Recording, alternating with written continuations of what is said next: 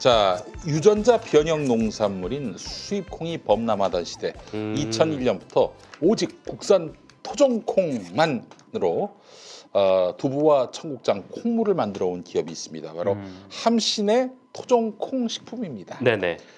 당시 토종콩은 수입콩에 비해서 몇십 배 이상 가격이 비쌌기 때문에 수입콩을 사용한 다른 제품들과 경쟁이 불가능했습니다. 그래서 주변에서 미쳤다는 손가락질까지 받았어요. 손가락질까지. 네, 그렇습니다. 예, 콩이 다 거기서 거기가 아닙니다. 예, 한반도의 우리 콩, 특히 쥐눈이 콩, 쥐눈이 콩, 이건 얼마나 우수한지를 증명하기 위한 20년 동안의 어떤 대하 기업의 20년 동안의 영업이 대하였어요. 대하 드라마 같은 거였어요.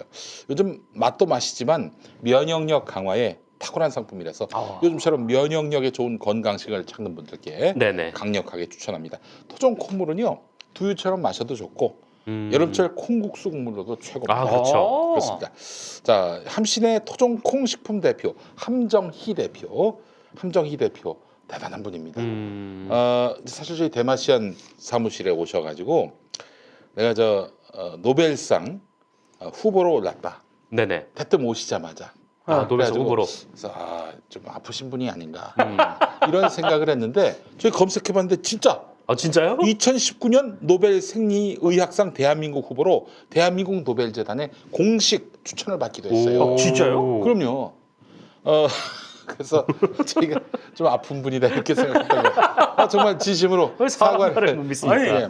우리가 무식했네. 네. 이런 분을 왜 몰랐지? 아니 그런 분이 여길 왜 오냐 이렇게 생각을 했던 것 같아요 우리가. 예. 근데 정말 위대한 분이셨어요. 농림축산식품부로부터 전통식품 품질 인증을 받은 후 신지식인 농업인으로 선정됐고 네. 2010년에는 대통령 표창을 수상했고 2018년에는 동탑 산업훈장을 수상했고 급기야 2019년 노벨 생리의학상 대한민국 후보로 대한민국 노벨재단에 추천을 받기도 했습니다. 대단하신 분이네. 자, 함신의 토종콩 식품 함정희 대표. 네, 토종콩과 관련해서는 독보적인 유명인입니다. 함정희 한번 검색해 보세요. 나와요. 네. 예, 함정희 대표 자신은 유명인보다는 토종콩을 지키기 위한 고군분투했던 유일인에 가깝다 이렇게 자평했는데, 자, 토종콩 콩물 180ml 1,700원. 이게 1,700원이란 얘기죠. 토종 콩두부 420g 5,400원. 네, 추후에 함신의 청국장 등 우리 콩 관련 제품이 순차적으로 입점될 예정입니다. 자, 이제 콩과 관련한 제품 고민하실 필요 없어요. 예, 함신의 토종 콩물 등 100% 우리 콩으로 만든 독보적인 맛, 영양을 담은 함신의 토종콩 식품을 김용민닷컴에서 압도적 최저가에 만나보시기 바라겠습니다. 네. 자, 그럼 또 먹어봐야죠. 이야. 흔들어서. 제가 이 함정희 대표님의 이 함신의 토종콩 식품의 예, 블로그를 찾아가서 예. 이 함정희 대표님의 이 자기소개를 읽었는데 네. 대단하신 분입니다. 대단한 분이에요. 콩에 있어서는 네. 양보가 없는 분입니다. 이 함정희 대표님께서는 어릴 때부터 콩이 없으면 밥을 드시지 않았다고. 진짜. 사실 김용민이가 네. 콩에 아주 환장한 사람입니다. 음. 콩이 너무 좋아서 콩밥 먹으려고 거기 들어가려고. 거기 들어가도 여한이 없겠다 이런 생각이 들 정도로. 하지만 요새 고기 아닙니까? 콩을 안 준다고. 예? 고기 아닙니까 원래? 요즘은 근데 콩을 안 준다고 해서 네. 착하게 살기로 했습니다. 네, 그렇군요. 자, 그래요. 자, 근데 이 남편분이 이 두부 공장 어이구야. 하셨나 봐요. 예. 근데 수입 콩을 쓴다는 얘기를 듣고 예. 이 남편분과 크게 싸운 뒤 이혼을 했다는. 네? 이혼 아니고. 예. 네. 예. 승리를 이루어서 이제 토종콩으로만 그래요. 네, 하고 계시다고 합니다. 야, 냄새가 아주 그냥. 예? 왜 나만 못 든다 했더니 가위가 있었군요. 뜯는 데가 있습니다. 야, 이거는 야, 진짜 이게 맛있습니까? 콩이 느껴지네. 이거 우유 두유 하시는 분들한테 진짜 죄송한데 이거 진짜네. 이거 아침에 네. 이거 한 잔 진짜 좋겠다 이거. 우유 두유는 가공식품이죠. 네. 그러나 이건 진짜 콩을 간 거예요. 콩을 갈았어요. 어우. 야, 이거 제대로인데 진짜? 와, 엄청 고소하네요. 근데, 오. 해보니까 간식이나 아침 식사 대용은 물론 콩국수로 드실 수 있다. 야, 이거 농도 100이다 이거. 100이에 100. 여기 진짜 콩만 들어간 것 같아. 맞죠? 콩만 들어간 게 그 대두, 맞네. 콩하고 그다음에 식염, 그러니까 소금이 약간 들어갔고 황백당. 황백당, 음. 네, 당이 조금 들어갔고. 네, 그래요. 야. 근데 당류나 그런 거는 굉장히 낮습니다. 비율이. 그래요. 1g 미만. 네. 0%야. 탄수화물 0%, 단백질 11%, 지방이 들어가지 당연히 콩이. 예. 아, 야 이거 고연 맛있다 이거. 8% 이렇게 돼 있습니다. 식물성 지방이니까요. 아유 그래요. 식물성 지방. 야 이거. 아 예. 저기 아, 여기 두부도 진짜 맛있겠네요. 여러분 진짜 추천합니다. 요거 한번 사 드세요. 아 아니, 요건 이거 코- 진짜 강추입니다. 이거 한번 조금만 한번 싸보죠. 그러면 아마 앞으로 계속 두고두고 이것만 살 거예요. 오. 너무너무 맛있네. 아, 180ml에 1,700원. 네. 이 함정희 대표님은 자부심을 가질만 합니다. 그러게요. 오, 진짜 맛있네요. 예, 와. 딴 데서는 2,000원에 파는데 김용민 닷컴은 1,700원이야. 아 여러분 진짜 이거 정말 강력하게 추천합니다. 야 이거 진짜 강추입니다 이거. 이거 무슨 두유 뭐 이런 거 아이. 다 쓸데없어. 무슨 검은 콩 이런 거 필요 없어. 맛이 달라요. 토종 콩물만 드셔보세요. 오. 먹으면서 내가 진짜 영양가 있는 콩을 먹는다 네. 이런 느낌을 받습니다. 이건 좀 쟁여놓고 아침마다 먹을 만합니다. 그러니까 이거. 그렇습니다. 예. 이거 아침에 먹으면 너무 좋을 것 같아요. 진짜 네. 맛있네요. 유효 기간이 이 제품은 지금 저희가 들고 있는 건 2월 10일까지거든요. 그래요? 네. 짧네. 네, 그 유효기간이 당연히 짧아서 그렇지. 당연히 짧죠. 네, 드실 만큼만 주문해서 드시는 게 그렇죠. 좋을 것 같습니다. 네. 네. 자 여러분 지금 빨리 구매하세요. 이거 진짜 구매를 하면은 뭐 여러분들이 이제 돈을 지불해야 되는데 진짜 제가 양심을 걸고 조금도 부끄러움이 없습니다. 여러분들께 요 강력하게 강매합니다. 강매합니다. 네. 맛있습니다 이거. 많이 사랑해 주시기 바라겠습니다. 네. 우리 정상근 기자 어떤 네. 얘기 해볼까요? 저는 이 얘기를 안 할 수가 없어서 아마 뭐 제가 얘기라기보다는 그냥 다 같이 좀 아마 얘기하는 시간이 될 것 같은데 예예예. 코로나 바이러스 관련 언론 보도. 그렇죠. 네, 대참사입니다. 대참사. 제목에서도 지금 음. 뭐 지금 미디어 바이러스라고 표현을 쓰셨는데 맞아요. 네. 지금 뭐 장난 아니죠. 지금 보도들을 쭉 보면 저는 이거 쭉 보면서 이렇게 된 원인을 두 가지로 꼽았거든요. 일단 첫 번째는 이 언론의 이 돈을 향한 불타는 욕망. 그러니까 사실 이 질병이라는 것 자체가 국민들한테 엄청난 공포잖아요. 맞아요. 이 자체가 너무 공포스러운 건데 그런데 언론은 공포를 이용하면 돈을 벌거든요. 좀 그런 특수한 좀 그런 직종이긴 한데 개새끼들. 돈을 아유, 진짜. 벌고 자극적이어야 그러니까 그 공포를 조장하고 자극적이어야 이게 이제 언론의 돈이 되는 좀 습성 같은 게 있어요. 그래서 네. 그러니까 말 그대로 이제 질병이라는 공포를 오히려 부추겨서 좀 자신의 이익을 보려는 그런 행동들이 상당히 좀 눈에 띄더라고요. 그리고 이 두 번째는 이렇게 된 원인 중에 두 번째는 이 한국 언론의 이 정파성. 그렇죠. 네. 그러니까 지금 뭐 정파성이 지금 조선일보랑 중앙일보를 통해서 그냥 미친 듯이 날뛰고 있는데, 그러니까 물론 이제 뭐 모든 언론이 정파에서 자유롭지 않고 또 사실 자유로울 수도 없고 뭐 그렇게 생각하긴 합니다만, 근데 이 정파성 때문에 사실을 비틀고 왜곡을 한다면 이거는 전혀 다른 차원의 문제가 되기 때문에 네. 이거 좀 있을 수 없는 행위라고 좀 생각을 하고 있고요. 그래서 이렇게 두 가지로 좀 나눠서 좀 말씀을 좀 드리면 일단 첫 번째, 그러니까 이 자극적인 것을 추구하는 습성에 대해서 좀 먼저 말씀을 좀 드릴게요. 네네.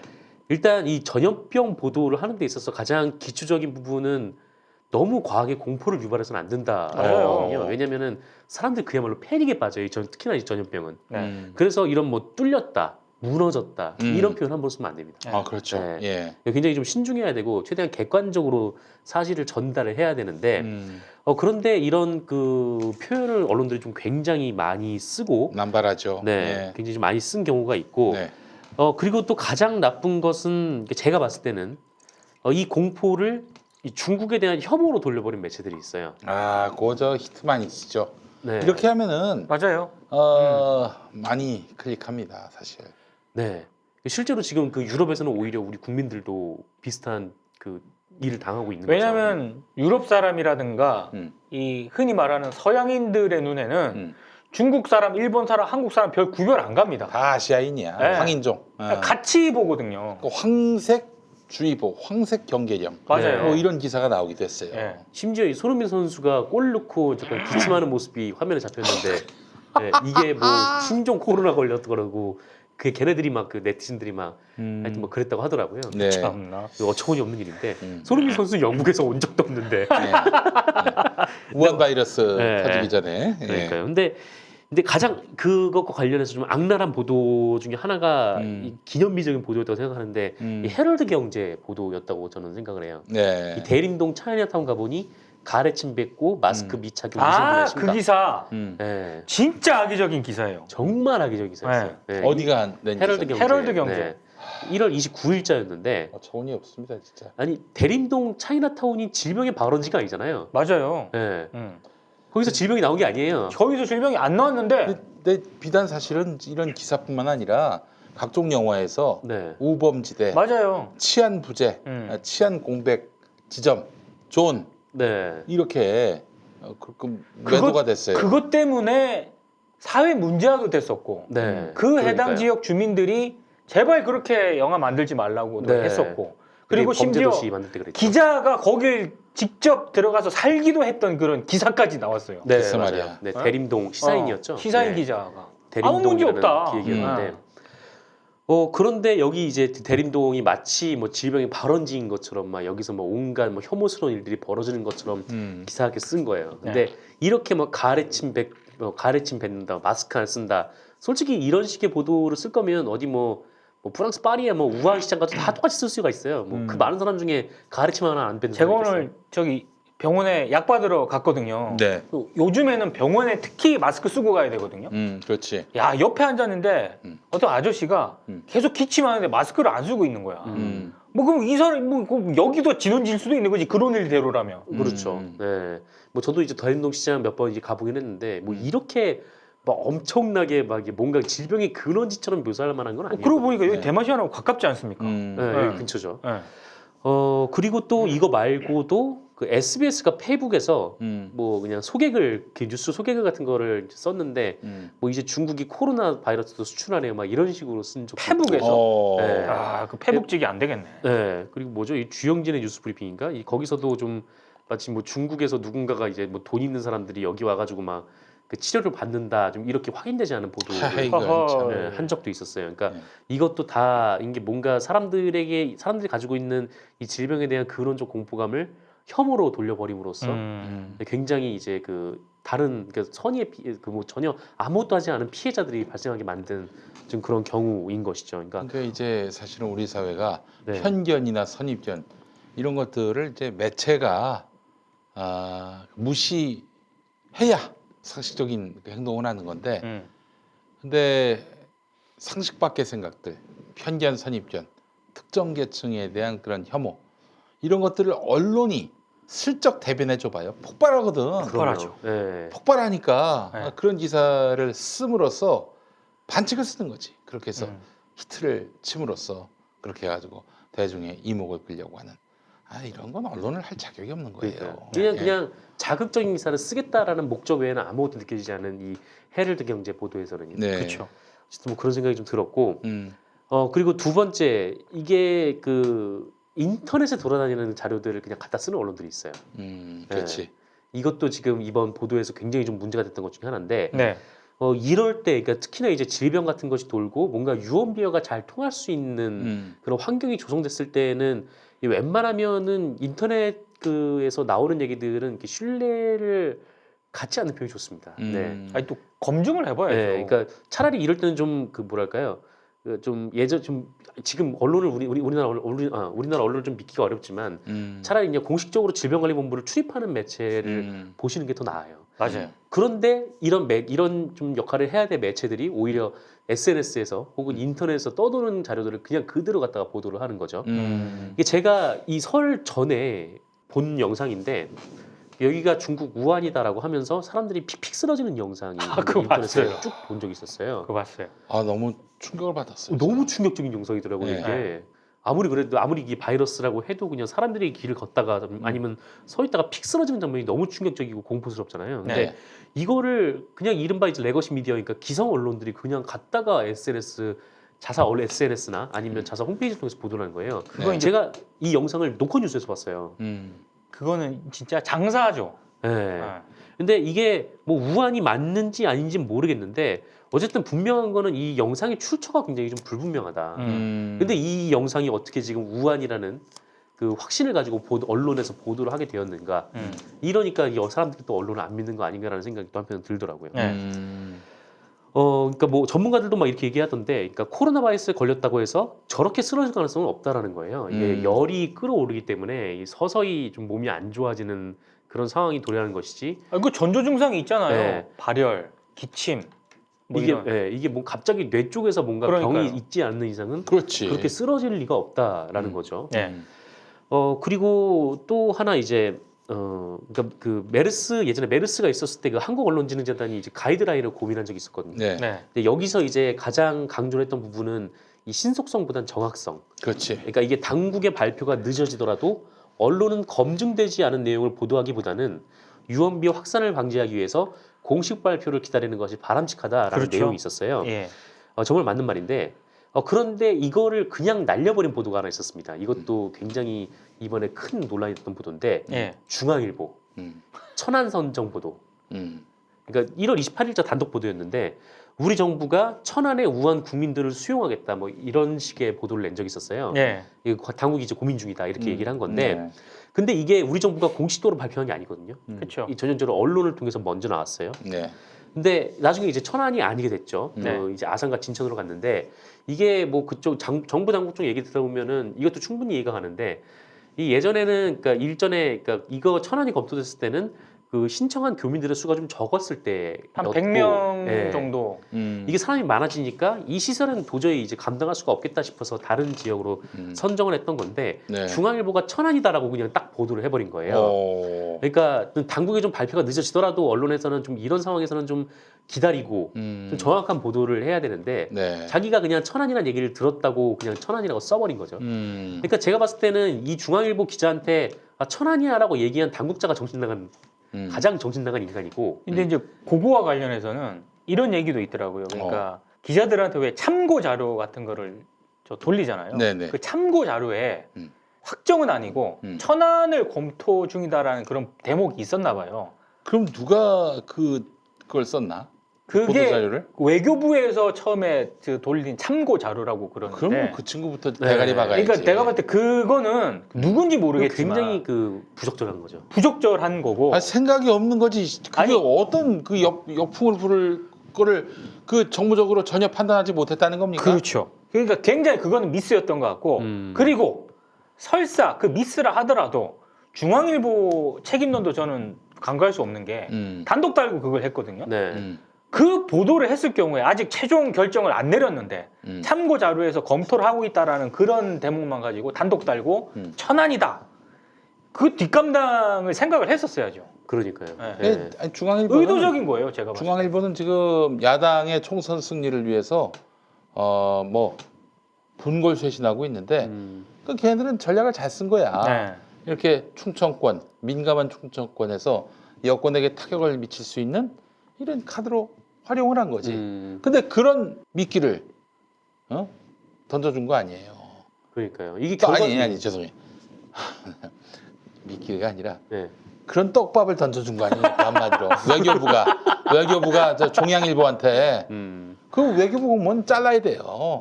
이거 진짜 그 무슨 정치적 의도를 갖고 그랬을 수도 있어.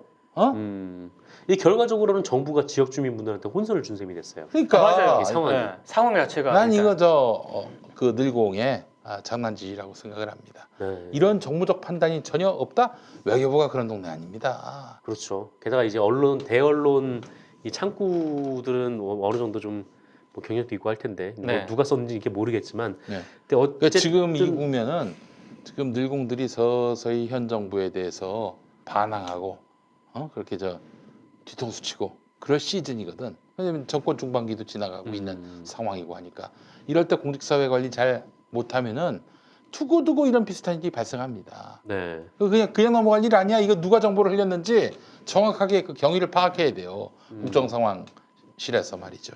그러니까요. 뭐 어쨌든 이게 정확하게 확정된 것도 아니었는데 이게 이제 그렇죠. 어쨌든 흘러갔고 이 중앙일보는 단독이라는 이름으로 장사를 일종의 했던 장사 거죠. 잘했죠. 그리고 이제 다음 날에 지역 주민 반발에 딴 데로 결정했다고 또 자기들이 또 북치고 장구치고 막 이런 그래놓고서는 보도도 또 했었고. 아산 진천 주민들이 막 다시 뭐 환영을 해서 수용을 했다.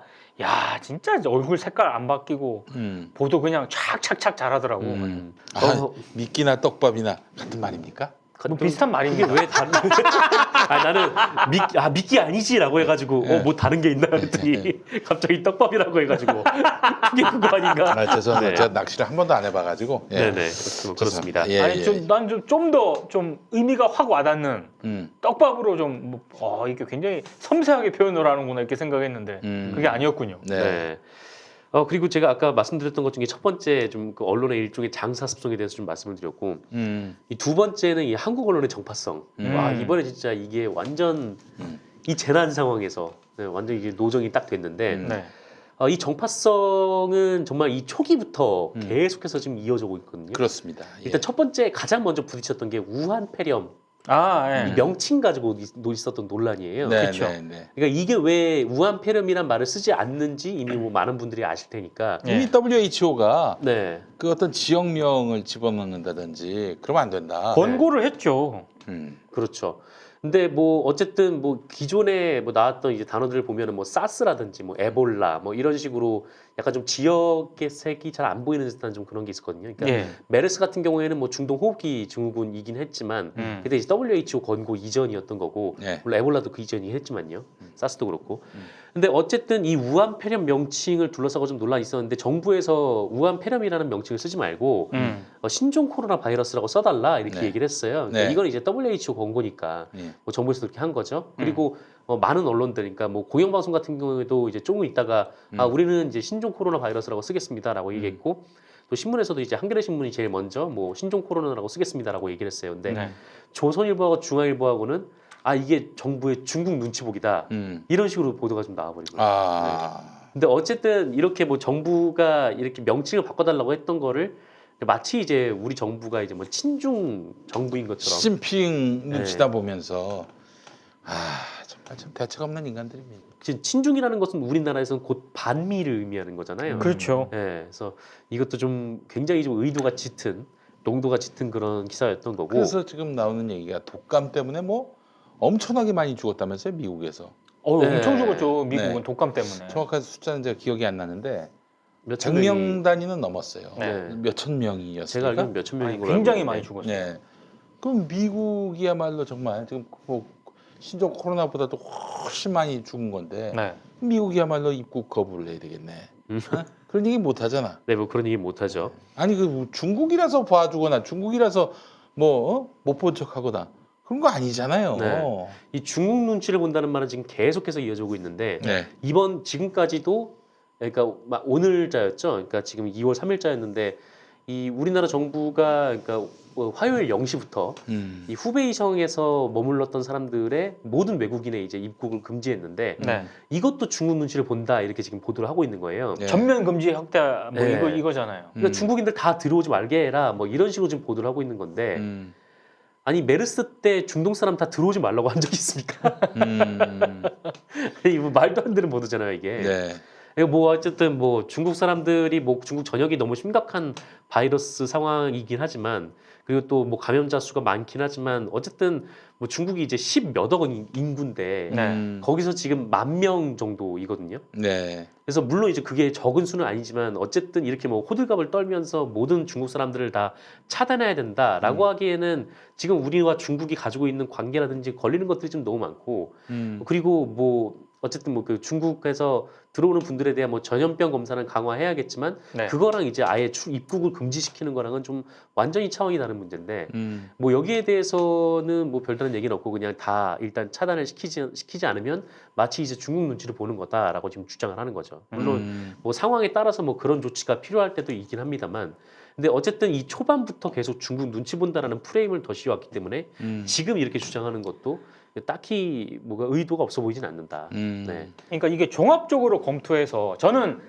정말 상황이 안 좋으면은요 그런 조치를 취할 경우도 생각을 해야 수도 된다라고 있죠. 보거든요. 근데 그러기 위해서는 정부가 종합적으로 판단을 해야 될 거 아닙니까? 여러 가지를. 네. 그 여러 가지를 지금 판단하는 과정인데 다짜고짜 처음부터 전면 금지를 안 했다고 중국 눈치 본다고 계속 이 프레임으로 가잖아요. 이거 후베이성 외국인 입국 절차 전에는 입국 금지를 왜 안 시키냐라고 계속해서 보도를 했던 매체들이기 때문에 예. 어쨌든 뭐 그렇고요. 그리고 이 조선일보랑 중앙일보가 또 하나 계속해서 이제 건드는 부분이 있는데 컨트롤 타워가 어디냐라는 얘기를 계속하고 있어요. 이 초반부터. 네. 이 조선일보가 1월 29일자 이 청와대 총리실 복지부 컨트롤 타워 대체 어딥니까? 라는 기사를 일면에 썼는데 참고로 말씀드리면 이 메르스 때 이 민경욱 대변인이 청와대는 재난의 컨트롤 타워가 아니다.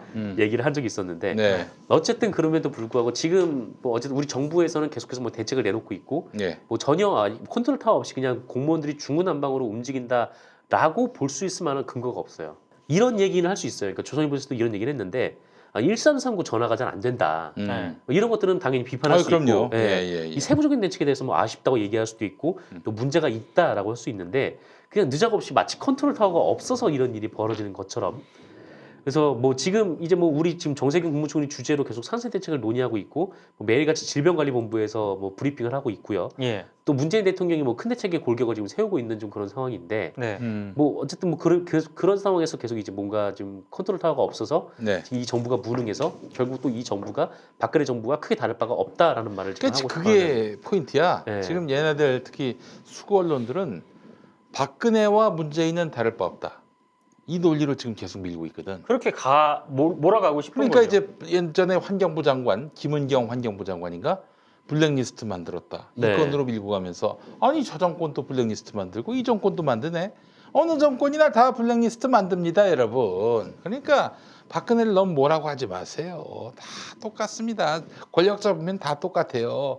아 조국도 똑같고 뭐 과거에 우병우도 똑같고 이 논리로 모시고 있다니까. 이 과거나 지금이나 별 다르지 않다. 이 점을 굉장히 강조하고 있는 겁니다. 뭐 오래된 지금 조선일보에 계속 논리 중에 하나였는데 이 신종 코로나 바이러스에 대해서 정부가 대응을 잘하고 있는데 방금 그 KBS 대전방송총국 KBS 아들이기 때문에 네. 제가 또 인용을 합니다.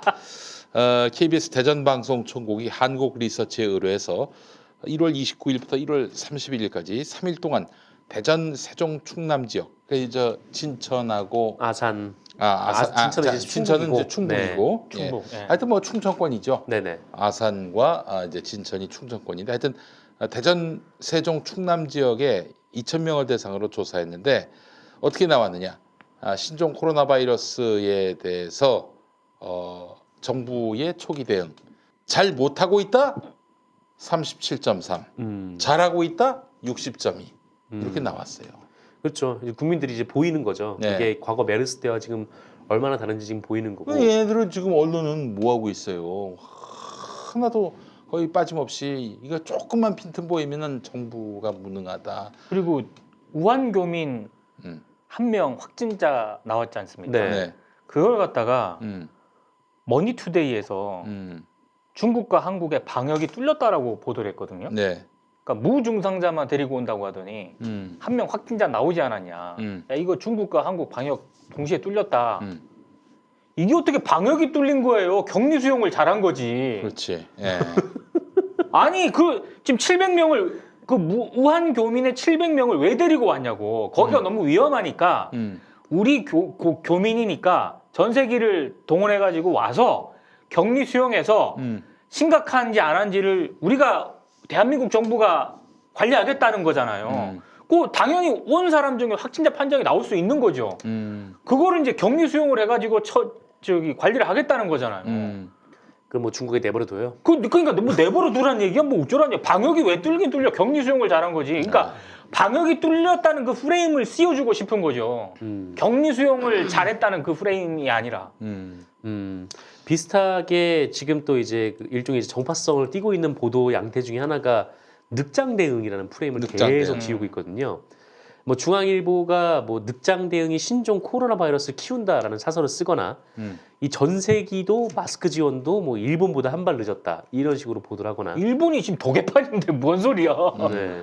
네, 뭐 어쨌든 지금 뭐 일본도 뭐 그렇고 하여튼 뭐 우리나라가 전 세계를 뭐 일본보다 하루 늦게 보냈다라고 하는데 우리나라보다 더 늦은 나라도 많고요. 아, 그럼. 네. 근데 이 중국 정부가 처음에 이제 여러 대를 이제 보내려고 했는데 뭐 본인들이 이제 입장에서는 이제 한 대씩 왔으면 좋겠다고 얘기를 하는데 그걸 무시하고 우리가 갈 수는 없는 일이고 뭐 전투기를 출격시킬 수도 없는 일이고 정말로 초기 대응을 완전히 못한 거는 중국 정부죠. 그렇죠. 완전히 중국의 초기 망한 대응은 거죠. 좀 네. 잘못된 부분이 크죠. 그래서 어쨌든 뭐 이런 식으로 지금 정파성을 띠고 지금 보도를 하는 계속 양태들이 좀 이어지고 있고 뭐 그런 좀 그 유형의 지금 보도들을 좀 몇 가지 소개를 드렸는데 예. 그리고 이제 그 마지막으로 그 정체를 알 수 없는 보도를 하나 정체를 알 수 없는 보도 네, 어떤 소개를 해드리면서 예. 마무리를 할까 하는데 28일자 조선일보 2면인데요. 지도에도 없는 샛길로 우한 탈출. 우리 차 뒤로 수십 대가 따라왔다. 예. 네. 전 대체 하고 싶은 말이 뭔가 여기서? 저는 진짜 그 특파원한테 미안한데 네. 저는 빨리 중국 공안 당국에 이걸 제보해야 된다라고 봅니다. 그러니까 저는 우리 차 뒤로 수십 대가 따라왔다길래 공안들이 쫓아오는 줄 알았어요. 아이고. 뭐 다들 아시겠지만 이제 그 우한을 봉쇄 조치했는데 조선일보 기자가 이제 봉쇄 조치 전에 들어가서 이 봉쇄 조치가 되자마자 택시 기사 분께 이제 부탁을 드려서 몰래 이제 샛길로 빠져나왔고 네. 그 샛길을 몰랐던 사람들까지 이제 주르륵 빠져나왔다는 얘기인데. 지금 연합뉴스 특파원인가 그 저 격리됐다면서요? 네. 그 우한 취재 갔다가 그러니까 우한에서 취재를 갔다 나왔으면 일단 자가격리를 하든지 해야죠 당연히 네. 그거를. 격리를 하든지 아니면은 나오지 말든지. 자기가 나와서 접촉한 사람들까지 지금 다 저는 얘기해야 된다라고 봐요. 아니 그 뒤로 줄줄이 따라온 차들 중에 이 그럼요. 확진자가 없으리란 판정은 누가 예. 하는 거냐 뭐 그런 생각도 좀 들고 그리고 이제 가장 좀 이거랑 좀 비교가 됐던 게 이 중국의 신화통신 기자가 있는데 딱 그 봉쇄가 되자마자 들어갔어요 자기가 그 현장에 들어가가지고 이거는 좀 뭐 기자로서 현장을 좀 남겨놓을 필요가 있겠다라는 말을 남기고 이제 먹을 거를 좀 싸들고 비상식량이나 뭐 비상금을 좀 싸들고 들어가서 이제 방진목을 거기서 취재를 하고 있는 좀 그런 상황이거든요. 네. 하필 또 그 상황이랑 겹쳐가지고 굉장히 많이 비교가 되고 또 조롱도 많이 받은 기사였죠.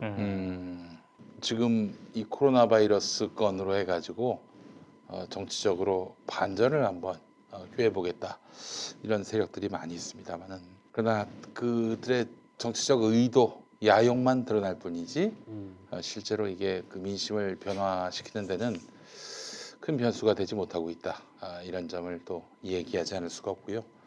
그리고 다 알아요 이제 이 친구들이 지금 뭐 때문에 이렇게 현 정부 책임론을 몰고 가는지 다 압니다. 이미 뭐 그 내용에 주목하기보다는 요즘엔 언론에 대해서 그 의도를 주목하게 되거든요. 언론들이 자기들의 보도를 수용자들이 있는 그대로 다 받을 것이다. 다 그렇게 믿어줄 것이다. 이랬다가는 아주 크게 낭패를 봅니다. 그러니까 사실은 의도를 감추는 기술을 포기했어요. 맞아요. 그러기 위해서 굉장히 공정하게, 객관적으로, 냉정하게 사안을 바라보고 있다. 그래서 이쪽 얘기도 저쪽 얘기도 좀 막 섞어가면서 이렇게 논평을 하고 보도를 하던 그런 과거의 때가 있었는데 이제는 볼 사람만 봐라. 이런 식으로 기사를 쓰는 것 같아요. 그러니까 지금 그 조선 중앙 애들은 이 보도에 대해서 비평하는 우리 관훈 라이트 클럽이라든지 이런 뭐 진보적 그런 식견을 가진 또 의식을 갖고 있는 그런 시민들 그들에게 별 관심이 없어요. 예, 별 관심이 없어요. 자기들을 소비하는 그런 계층들만 관심이 있을 뿐이지. 하여간 참 이거 보면서 이제 어떤 언론의 보도가 이제는 소비층에 따라서 거의 양극화됐다. 그런 느낌 안 듭니까?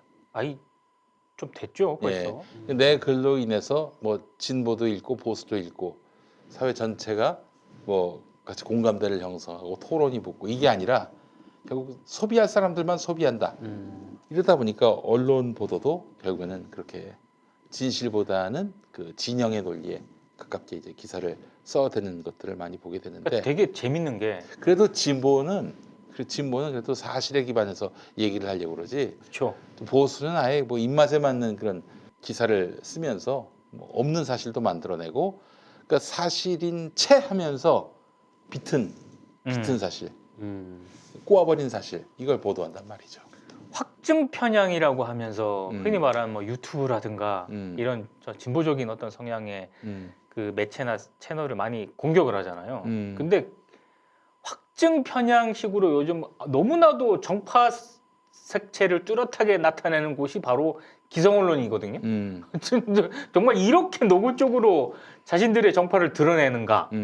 아니 그 이제는 뭐 사실은 언론에 대해서 사람들이 주목하지 않아요, 진짜. 네. 예. 읽어주는 사람도 없고 네. 내 글이 사회적 반향을 일으키지도 않고 그냥 무엇을 위해 기사를 쓰고 무엇을 위해서 여론을 만들어내는지 자기 스스로도 몰라요. 네. 예. 그렇잖아요. 종이 신문이 좀 읽습니까? 많이 안 있죠. 거의 안 있죠. 아니 거의 안 읽어요, 진짜. 전혀 아니 솔직히 딱 해놓고 해서 오늘 아침에 신문 봤습니까?